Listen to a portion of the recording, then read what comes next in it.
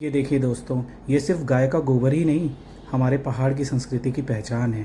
गोबर के साथ साथ लाल मिट्टी को मिला के घरों की दीवारों पे, फर्शों में ऐसे लेपा जाता है। इससे गर्मियों में ठंडे और ठंड के मौसम में गर्म से रहते हैं। आजकल ये बिल्कुल विलुप्त हो गया पहाड़ों में, लोग सीमेंटेड घर बनाने लगते दाल हैं। की पकौड़ी खाएगा? हाँ, दाल की पकौड़ी ये तो गाय की चटनी है। गाय की टट्टी।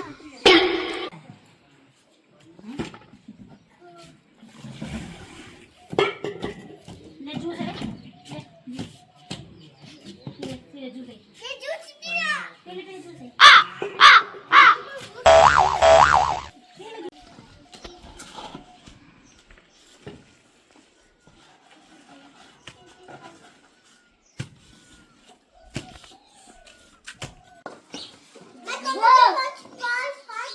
फेंको फेंको।